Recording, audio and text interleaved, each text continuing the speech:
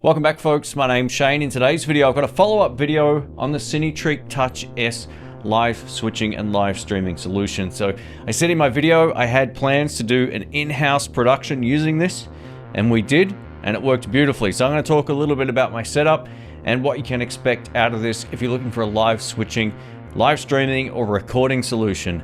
Now, the reason you would want a switcher like the Touch S is it uncomplicates the setup. Now, while the setup with all the cables can be a little confusing, the beautiful thing with the Cinetriq Touch S is we get that awesome touchscreen display here, and this is just one less thing to worry about. So for example, if you're using something like an A10 Mini, which is a great unit, I have two of those, I purchased them myself. You do need an external screen for it, or you need to have it hooked up to a computer, or if you want to use a large monitor to get everything nice and accurate, you need to bring that with you and connect it up via HDMI or whatever the case is, right? So it requires more setup. This just uncomplicated the setup beautifully. So you can plonk this on the desk, power it up, put the HDMI feeds in there and an SD card, and you're in business. It was almost that easy, which is great. The touchscreen display really made setting up each of the camera angles a lot easier.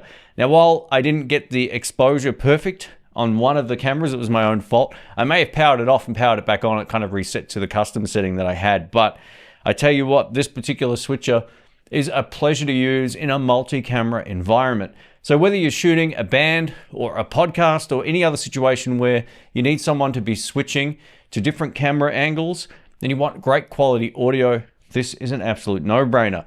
This is a HDMI and SDI switcher. So if you've got devices that use SDI, you've got 4 inputs of those, and you also get 4 inputs on the HDMI side, but you can only use 4 at once. So I was using the HDMI ports because I've got Lumix S5 Mark II. So I was using 3 S5 Mark IIs and 1 G9 Mark II because I needed a second camera that had a really wide angle.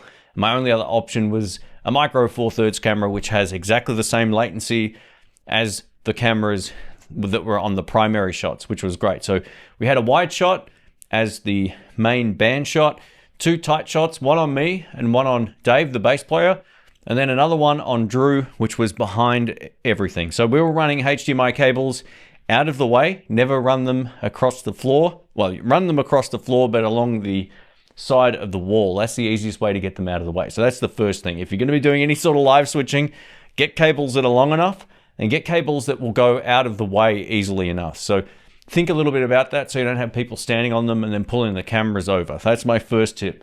Over here, we've got our multi-camera view, and I had this set up so you could see all of the inputs at once, or if I hit the MV button, you could see what was going out as the program in full screen mode. So that's how I set it up. I set everything up so I could switch between 1, 2, 3, and 4, or Rhiannon could, just by seeing the big image on screen. Now, she prefers to work with the multi-view, and I really like that as well, but having the full screen option just makes the setup process a lot easier. So yeah, I give it a huge tick there when it comes to visibility on the screen, and not having to bring an external monitor with you is awesome. Now, if you're working in a dedicated studio setup like this and you want to connect it to another monitor, you can absolutely do that. But the fact is, it's its own monitor, and that's one of the greatest things about this. It really is very functional.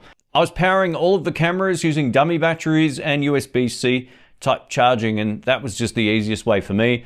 If you're not recording for a long period of time, you might be able to get away with the batteries, but having dummy batteries is great. It's just a thing I've been using for years, and I never regret getting them. So if you're going to be doing long live streams or live switching, make sure you've got some sort of power source for your camera. Now, when it comes to projects on the channel, Rhiannon's done a bunch of switching for my In the Blues channel over the years. We've taken out a whole lot of different switching solutions, all from Cinetriq, from ATEM, and many others. And she said she loved the feeling of these buttons. They're a bit more clicky than some of the other switches, and you've got to kind of push them down to commit. And she really liked that, so that was great. Visibility was fine. She was using this for about 5 hours, and she didn't seem to complain about, you know, neck being sore or anything. So if you're happy just to have it in front of you, you can glance down at it and see exactly what's going on, which is awesome. The screen's plenty bright. You can, of course, adjust that in the settings, but just by default, this is pretty much spot on. Now, another cool thing with this is we don't need to run external drives into it. We've got our SD card slot. The unit formats the card, and it recorded beautifully throughout the entire day. One of the things that this switcher has that many others don't is reliable frame rates, no glitches on any of the recording, and it also has a really high quality recording that rivals the camera. All switches kind of change the color temperature slightly, but it's easily corrected in post-production if you need it to match. But the end result was great. It doesn't crush the blacks and the contrast and the highlights like you would find on other switches that also have recording capabilities. But the biggest takeaway from this is if you're recording at 25, 50, 30, or 60 frames per second or whatever, that's the file you get. It's not 25.12 or 25.5. It's 25.00, which is how it should be. So the recorded files out of this are fantastic. And if you're wondering, like, would I recommend this for someone doing live switching, recording directly to this? Absolutely. I'm going to be using this moving forward for those exact scenarios because it's been super reliable. Earlier, I mentioned that some recordings from switches can be a little bit higher contrast than what you might expect from your cameras.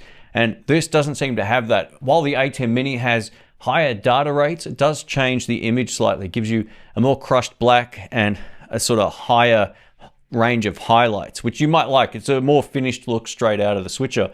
But this allows you to sort of tweak stuff in post-production if you need to.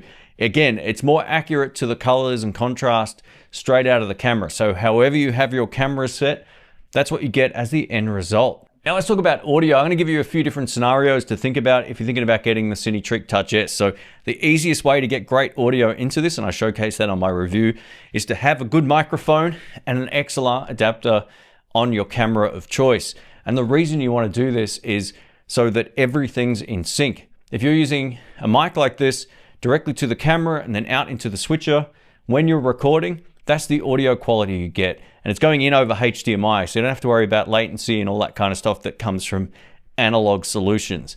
So for example, I was recording the jam session with a Zoom R20, which is an 8, or it's actually more than that, but it's an 8 input multi-track recorder. So I'm going to be syncing all of that stuff up in post, and that allows me to get professional audio that I can work with and then sync it up to the video. Now, if you're just doing a simple podcast, maybe 2, 3 people or whatever, then you might need a second XLR adapter because XLR adapters inherently either have 1 or 2 inputs, and this allows you to get really clean audio. And if you need a third one, you can just get a second camera with another XLR adapter. Now, that seems like a whole lot of messing around, but it's actually really cool. So if you want to do live streams, that way you don't have to, again, worry about the audio sync. Now, if you've got something like the Rodecaster Pro, you can absolutely record directly into the Rodecaster or sync it in via the inputs on the back. We have mic 1 and mic 2 over here, which will allow you to record analog audio. You just have to set up the off sync, which is around, I think, 20 milliseconds from memory. I tested it in my review, something like that. If you're using an external microphone or a mixer going in, that requires a whole different setup curve. But yeah, I think the easiest way to get going with this is just to record your audio separately or via your cameras, as I've already mentioned, into one of the HDMI channels, and you're done. It's really simple to get great results out of this thing. Now, while this can control PTZ cameras or PTZ cameras, it also works with picture-in-picture modes and chroma keying and luma keying and all that kind of stuff. I think the benefit of this is if you just want to use it as a simple recorder and not have any 80s or 90s transition effects going on, then you can absolutely make it work. And again, having the screen in here is awesome. It separates it from a lot of other units. While you can use the touchscreen functionality, I just love having hardware keys. I think it can't be beat. It means that you've got a much more reliable chance of whatever you're pressing actually changing. And again, while you have to kind of commit to this one a little bit more with the buttons, it could just be that it's new. It has a real clicky kind of feel to it compared to other switches, and I really like that. So yeah, I would have no hesitations recommending this for someone doing a multi-camera setup. It's something I'm going to be using moving forward because the results of the day really spoke for themselves. Now, one thing I'd love to see come to the Cinetrick Touch S is ISO recording or ISO recording, which records each individual stem. I think that would make this the perfect live switching production unit for a range of different applications. I could just set this up in the studio, hook all my cameras up, hit record, and then I would have each of the cameras recorded. as well as the program output. So for this particular project that was shot, it was however Rhiannon was switching is what we got at the end of the day, and it saves so much time. It would take me 10 hours to put that together otherwise in post-production using all the recordings from the camera.